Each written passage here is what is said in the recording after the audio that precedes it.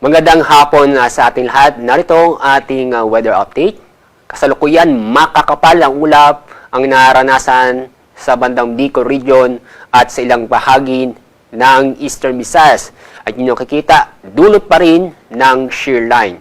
At yung amihan ay naapektuhan ang malaking bahagi ng Luzon kasama ang Metro Manila. Itong shear line at amihan ay inaasahan po natin magpapatuloy na makaka-apekto sa weekend. Kaya itong shear line, asahan pa rin na maapektuhan ang silangang bahagi ng Southern Luzon at kasama rin ang silangang bahagi ng Visayas. Samantalang ang amihan ay inaasahan natin na patuloy na makaka-apekto sa malaking bahagi ng Luzon. Sa mga kababayan po natin sa Bicol Region at ganun din sa may bandang Eastern Visayas, di magandang balita, mag-ingat po tayo at alamin po ang ligtas na lugar dahil asahan pa rin ang mga pamisa-misang malalakas na pag-ulan dulot ng shear line. Samantala, wala po tayong nakikita o namomonitor na low pressure area o bagyo sa loob at sa labas ng ating Philippine Area of Responsibility. At sa ating magiging lagay na panahon bukas, maulan na panahon ang inaasahan po natin sa malaking bahagi ng Luzon at kasama na rin ang malaking bahagi ng Visayas.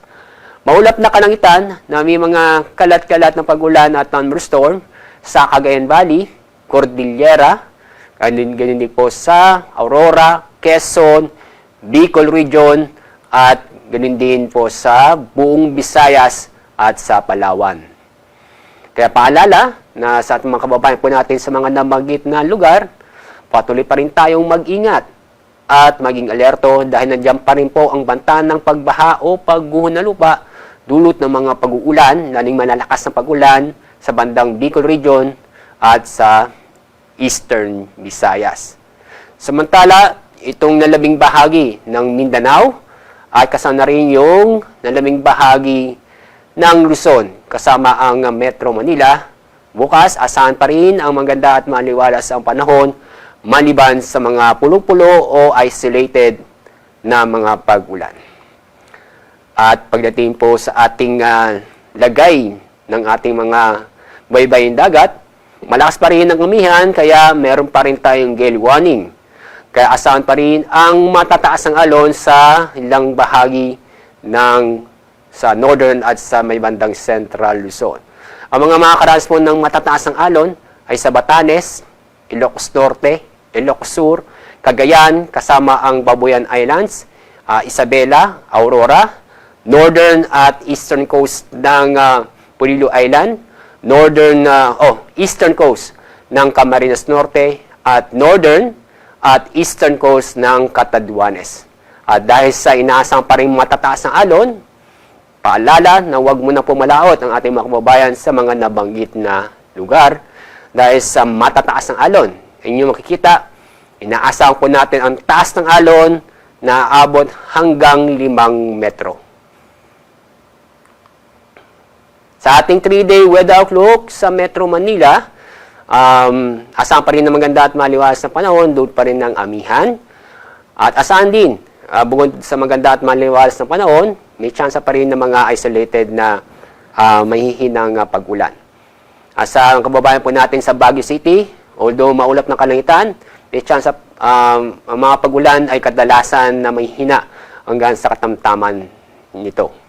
Pero sa kababayan po natin sa Legazpi City, dahil sa shear line, so hindi maganda pong balita. Sa susunod pong 3 araw, maulan na panahon, asahan pa rin ang malalakas na pag-ulan, kaya patuloy pa rin tayong manatili sa ligtas na lugar o alamin po ang ligtas na lugar dahil sa pag-ulan nito. Sa mga kababayan po natin, sa Tacloban City, dahil po sa shear line, maulan na panahon ang inaasahan po natin sa susunod na 3 araw. Kaya alamin po pa rin o mag-ingat at alamin po ang ligtas na lugar dahil sa mga pag-ulan na posible pa rin magdulot ng pagbaha o pagguho ng lupa. Sa ilang lugar sa Mindanao ay asahan ang maganda at maliwalas na panahon sa weekend, lalo po sa linggo. Sa mga kababayan po natin sa Metro Davao, pagdating ng Martes, next week, maulan na panahon inaasahan po natin sa nakita namin itong ITZ ay maapektuhan itong silangang bahagi ng Mindanao. Ang araw na lulubog mamaya pong 5:44 ng hapon. Bukas ang araw sisikat sa ganap na 6:24 ng umaga. Yan po ang ating weather update mula sa Pag-asa. At paalala po, mag-ingat po tayo sa mga kababayan po natin sa Bicol Region at sa Visayas. Maraming po salamat.